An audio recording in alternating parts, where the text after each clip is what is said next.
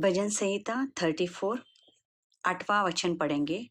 परख कर देखो कि यहोवा कैसा भला है, क्या ही धन्य है वह पुरुष जो उसकी शरण लेता है। परमेश्वर को धन्यवाद। दाऊद कहता है परख कर देखो कि प्रभु कितना भला है और धन्य है वह पुरुष जो उसकी शरण लेता है। हालेलुया। दाऊद का जीवन जो है ना, दाऊद का जो चरित्र है ना, दाऊद की जो जर्नी है, ये पूर्णता परमेश्वर के ऊपर डिपेंडेंट है। वो किसी मनुष्य के ऊपर कभी डिपेंडेंट नहीं रहा, वो हमेशा परमेश्वर के ऊपर डिपेंडेंट रहा है। और वो अपने भजन में कहता है कि देखो कि परख कर कि परमेश्वर कितना भला है। अगर परख कर, यहाँ पे दाऊद क्या बोलता है, परख कर देखो कि परमेश्वर यहोवा कितना भला है। अगर दाऊद की जर्नी देखेंगे तो दाऊद के माता पिता ने भी उसको सबसे छोटा समझा, उसके भाइयों ने भी उसका निरादर किया, यहाँ तक कि शौल जो है उसके पीछे उसके मरने तक पड़ा रहा कि मैं इसको कैसे मार डालूं। उसकी पत्नी ने उसका मजाक उड़ाया, उसके बेटों ने उसके साथ बगावत की। न जाने कितने साल वो भटकता रहा, शौल से कहाँ छुपता रहा, अपने बेटे से छुपता रहा। कितने दिन उसने तराइयों में निकाले। ये ऐसी भयानक जर्नी है उसकी, और उसके बावजूद दाऊद कहता है परख कर देखो कि यहोवा कैसा भला है। हालेलुया। माता पिता से लेके बच्चों तक उसने सारा स्ट्रगल देखा, लेकिन उसको ये पता था इस तकलीफ में, इस स्ट्रगल में परमेश्वर मेरे साथ में है। और उसका वचन कहता है धन्य है वह पुरुष जो उसकी शरण लेता है। जब ये प्रॉब्लम्स उसके जीवन में क्रिएट हुए ना, उसने किसी मनुष्य को नहीं पुकारा, वो किसी के ऊपर डिपेंडेंट नहीं रहा, उसकी नजरें परमेश्वर की ओर थी। वो कहता है ना, घोर अंधकार की तराइयों में भी मैं जाऊं तो भी तू मेरे साथ में है। हालेलुया। उसको पता है शौल मेरे पीछे पड़ा है, लेकिन परमेश्वर मेरे साथ है। मेरा बेटा मुझे मार डालना चाहता है, लेकिन परमेश्वर मेरे साथ में है। मुझे गोलियत का सामना करना है, परमेश्वर मेरे साथ है। मुझे शेर को फाड़ना है, परमेश्वर मेरे साथ में है। दाऊद ने पूर्णता खुद को परमेश्वर के हाथों में सौंप दिया था। इसके लिए ना वो ऐसा नाचने वाला था कि उसको होश नहीं रहते थे जब परमेश्वर के लिए वो मगन होके नाचता था। तो ऐसा दाऊद ये वचन लिखता है परख कर देखो कि यहोवा कैसा भला है। आज हमारे जीवन में कोई एक चीज पूरी नहीं होती है, पहले तो परमेश्वर को तो हम बाद में स्थान देते हैं, पहले तो 10 जगहों पे हाथ मारते हैं कि ये बंदा मेरा काम करेगा, ये बंदी मेरी काम करेगी, मैं इसको बोल के देखूं, उसको बोल के देखूं। 10 जगह पे हम प्रेयर रिक्वेस्ट भी दे देंगे, उसके बाद में हम प्रेयर के लिए बैठेंगे, उसके बाद भी पूरा नहीं होगा ना तो हम होप छोड़ देते हैं। हालेलुया। यहाँ पर तो दाऊद को ये भी पता नहीं है कि उसको यहूदा, उसके बाद में इजराइल का राजा बनाने जा रहा है परमेश्वर। उसको ये भी पता नहीं कितने सालों में मुझे वो जर्नी क्रॉस करनी है, कुछ पता नहीं है, सिर्फ भटक रहा है, फिर भी कहता है यहोवा कितना भला है। हमारे जीवन में बहुत कुछ अच्छा है, शायद थोड़ी चीजों की कमी होगी, लेकिन फिर भी हमारी नजरें उस परमेश्वर के पास नहीं जाती है। हालेलुया। 11वां वचन कहता है हे लड़कों आओ मेरी सुनो, मैं तुमको यहोवा का भय मानना सिखाऊं। देखो दाऊद क्या कहता है, आओ मेरी सुनो, मैं तुम्हें बताता हूं कि परमेश्वर का भय कैसे मानना है। हालेलुया। वह कौन मनुष्य है जो जीवन की इच्छा रखता और दीर्घायु चाहता है ताकि भलाई देखे। अपनी जीभ को बुराई से रोक रख और अपने मुंह की चौकसी कर कि उससे छल की बात ना निकले। देखो दाऊद क्या कहता है, अगर आप इच्छा रखते हो कि मुझे दीर्घायु होना है, ठीक है, और अपने जीवन की इच्छा रखते हो, भलाई की इच्छा रखते हो, तो अपनी जो जीभ है ना उसको बुराई से बचा के रखो। बहुत अच्छा लगता है हमें चापलूसी करना, एक दूसरे के बारे में बातें करना, दूसरों के ऊपर दोष दिखाना, दूसरों की कमियां निकालना, मैं कितना अच्छा हूँ या मैं कितनी अच्छी हूँ ये बताना, और सामने वाला कितने हद तक गिरा हुआ है या कितना हद तक गलत है ये बताना। और ये जीभ जो है ना हमारे रिलेशंस में, हमारे परिवार में, हमारे सर्कल में आग लगा देती है और हमें पाप का भागीदार बना देती है। वचन कहता है, और अपने मुंह की चौकसी कर कि उससे कोई छल की बात ना निकले। शायद हमें ऐसे लगता है कि मैं इस पोजीशन में सही हूँ और सामने वाला गलत है, इसके लिए हम हमारी परिस्थितियों को परमेश्वर के हाथों में नहीं छोड़ते हुए हम जज करते हैं और ना जाने कितना कुछ जीभ से बोलते हैं। तो ये छलावा ही है ना। न्याय परमेश्वर के हाथों में होना बहुत जरूरी है। आपको अगर प्रॉब्लम भी है तो उसको परमेश्वर के हाथों में दो। और अगर ये इस जीभ से अगर इतनी बुराइयां निकल रही है ना, ये गलत निकल रहा है ना, तो इसका मतलब आप भी पाप में घसे हुए हैं, हम पाप में गिर रहे हैं उसमें। क्योंकि देखो वचन क्या कहता है, मैं सिखाता हूं तुम्हें भय मानना, तुम्हें क्या करना है। अगर तुम दीर्घायु की इच्छा रखते हो, तुम जीवन की इच्छा रखते हो, तुम भलाई की इच्छा रखते हो, तो तुम्हें ये करना है। 14 वचन कहता है, बुराई को छोड़कर भलाई कर, मेल को ढूंढ और उसी का पीछा कर। बुराई को छोड़कर भलाई कर, मेल को ढूंढ और उसी का पीछा कर। परमेश्वर का वचन कहता है बुराई छोड़, भलाई कर और मेल को ढूंढ। मेल यानी मेल मिलाप।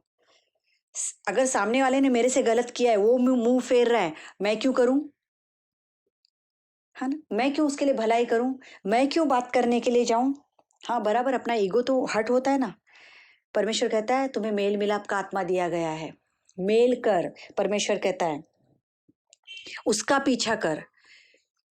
तुम्हें मेल मिलाप कराने के लिए बुलाया गया है, यहाँ पर तोड़ने के लिए बुलाया नहीं गया है। परमेश्वर का पाचारण हमारा मेल मिलाप कराने के लिए, क्योंकि परमेश्वर का वचन ये कहता है, तोड़ने के लिए नहीं, धुतकारने के लिए नहीं,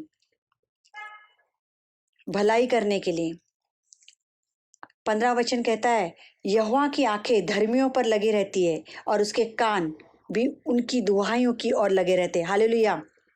देखो परमेश्वर का वचन क्या कहता है कि परमेश्वर की आंखें, यहोवा की आंखें धर्मियों की ओर लगी रहती है, जो परमेश्वर के भय में उसकी धार्मिकता पूर्णतः जीने के लिए तैयार है, उसका जीवन पूर्णतः जीने के लिए तैयार है। परमेश्वर से जो प्यार करता है ना, वो उसका जीवन जीने के लिए हमेशा तैयार रहेगा और सक्षम रहेगा कि हाँ मेरे परमेश्वर को जो भाता है मैं वो करूँ। और परमेश्वर का वचन ये कहता है कि उसकी आंखें धर्मियों के ऊपर लगी रहती है और उसके कान उसकी दुहाई पे लगे रहते। दुहाई यानी जब वो परमेश्वर को पुकारते, फिर वो कोई प्रॉब्लम्स हो, तकलीफ हो, टूटे हुए हो या किसी की प्रार्थनाएं हो, परमेश्वर के कान उनकी दुहाइयों के ऊपर लगे रहते हैं।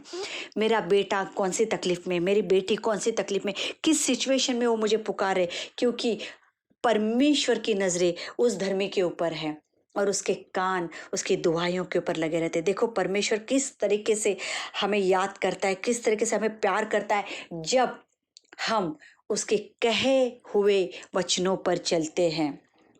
उसका वचन कहता है अपनी जीभ को बुराई से रोके रख। बहुत अच्छा लगता है हमें बातें करना। कभी कभी 1 घंटा 2 घंटा कैसे निकल जाते हैं पता नहीं चलता है। आपको पता है क्या मेरा पति ऐसा है, आपको पता है क्या मेरी पत्नी ऐसी है, मेरी ननंद ऐसी है, मेरी भाभी ऐसी है ना, मेरा भाई ऐसा है, मेरा बच्चा ऐसा है।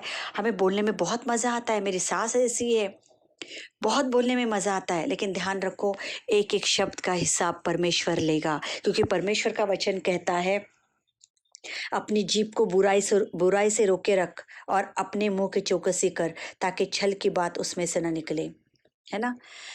हम किस कब अपने परमेश्वर का स्वरूप, परमेश्वर का स्वभाव छोड़ देते हैं ना, हमें पता ही नहीं चलता है। और ये कौन लोग होते मालूम है, जो परमेश्वर को टाइम नहीं देते, परमेश्वर के साथ बैठते नहीं हैं, परमेश्वर के वचनों को आत्मसात नहीं करते हैं। परमेश्वर के वचन आप जब पढ़ोगे तब उसको जी सकोगे ना। लेकिन परमेश्वर को जिन्होंने परखा ही नहीं है, सिर्फ नामधारी है, सिर्फ बोलते ना एक टैग लगा दिया, हाँ यीशु मसीह को मैंने ग्रहण किया, बहुत अच्छा परमेश्वर, बहुत बहुत अच्छा परमेश्वर है, बहुत बहुत बहुत ही अच्छा है, एक एक डायलॉग सुनने के, है ना।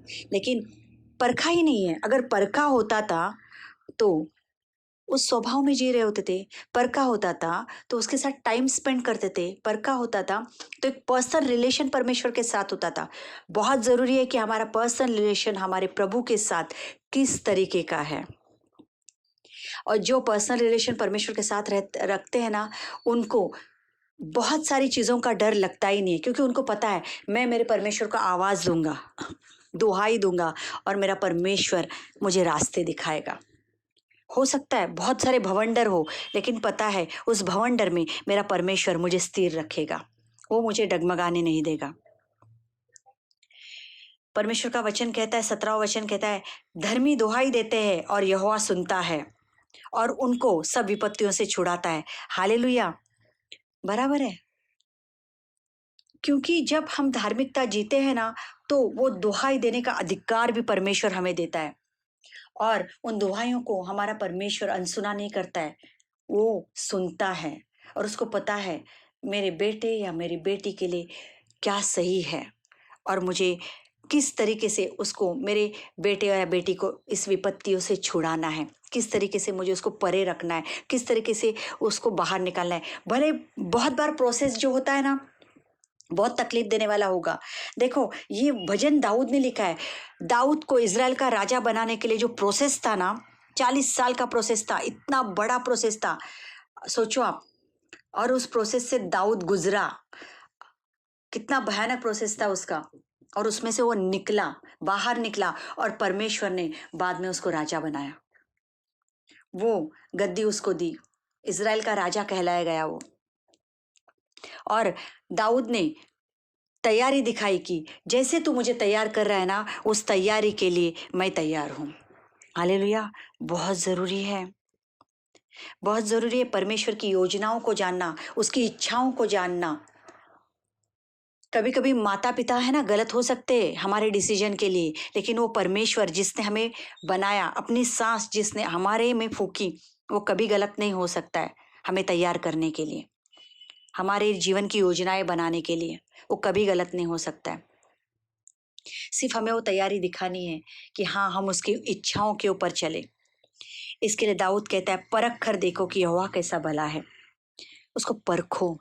बहुत प्यारा है, दाऊद का जीवन देखो कैसा है, किस तरीके का है दाऊद का जीवन। फिर भी वो कहता है कि परख कर देखो कि यहोवा कैसा भला है। सचमुच मेरे प्रियो, परमेश्वर के समीप जाओ, उससे बातें करो, उसको देखो, सचमुच वो बहुत भला है। उसका नशा ही कुछ और है। हमें टीवी का नशा है, हमें यूट्यूब का नशा है, हमें मोबाइल का नशा है, हमें व्हाट्सएप का भी नशा है, हमें पिक्चरों का नशा है ना, बहुत सारे सीरियल्स देखने का नशा है, हमारे अभिलाषाओं का नशा है, हमें गाड़ी चलाने का नशा है, हमें टू व्हीलर बाइक चाहिए, हमारे बहुत सारी चीज़ें हैं, जो इच्छाएं हैं उनका नशा है, उनका पूरा करना है, हमें हमारे काम का नशा है, सबका नशा है। एक बार ना इस परमेश्वर का नशा करके देखो, बहुत ही प्यारा है। और ये ना, ये ऐसा नशा है ना, ना आपकी शरीर को तकलीफ देगा, ना माइंड को देगा, ना विचारों को देगा। ये नशा ऐसा है, ये आपको सक्षम बनाएगा, दिमाग से, विचारों से, भावनाओं से, शरीर से और आत्मा से, इतना सक्षम बनाएगा।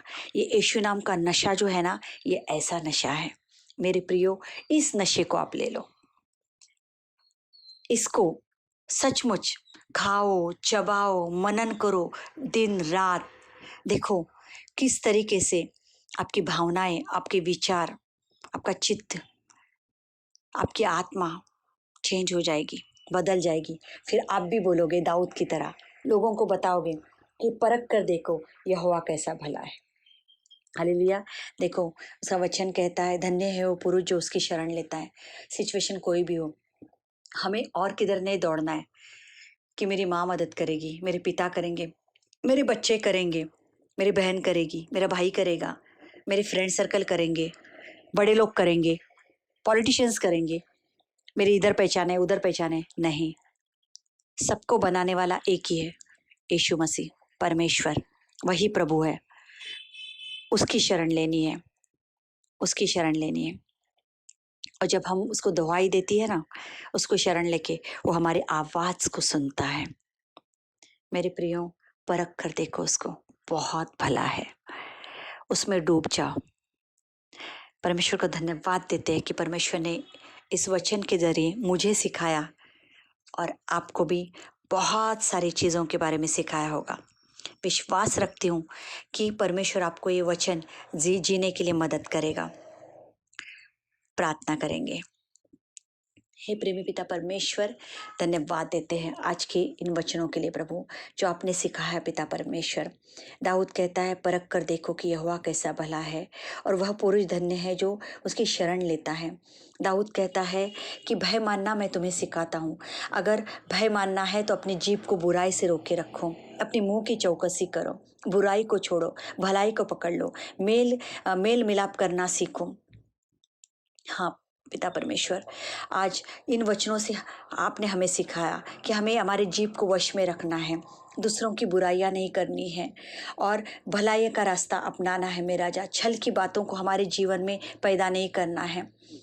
हमें लोगों का मेल मिलाप करने के लिए बुलाया गया है प्रभु। होने दीजिए पिता परमेश्वर, हमारी आंखें तेरी ओर लगे रहे मेरा राजा, जैसे तेरी आंखें धर्मियों को इस पृथ्वी पर ढूंढती रहती है पिता परमेश्वर। हम उनमें बने रहे मेरे राजा, कि तेरी उन आँखों को हम भाए मेरे राजा, एक धर्मी करके करार बन जाए पिता परमेश्वर। दया कर मेरे राजा, ये जीवन जीने के लिए तो हमें मदद कर प्रभु। तेरा आना बहुत समीप है पिता परमेश्वर, और तू उन्हीं लोगों को लेकर जाएगा जिन्होंने तेरा जीवन जिया है प्रभु। धन्यवाद देते हैं, आपकी स्तुति आपकी महिमा करते हैं पिता परमेश्वर। जितने लोग भी आज ये वचन सुन रहे हैं, उन सबको आपके चरणों में रखते हो पिता परमेश्वर। आपकी दया कृपा अनुग्रह सबके ऊपर बरसे प्रभु। सबको बीमारियों से चंगा रख मेरे राजा, सबके घरों में शांति बनाए रख, सबके काम धंधे को आशीष दे प्रभु। दया कर और सबको तुझ में बढ़ने के लिए बढ़ोतरी दे पिता परमेश्वर। तेरा जीवन जीने के लिए पिता परमेश्वर वो ताकत संयम दे प्रभु। धन्यवाद देते, आपकी स्तुति आपकी महिमा करते हैं। मान महिमा आपको देते हुए यीशु मसीह के महान नाम से मांगते हैं, सुन और ग्रहण कर। आमेन।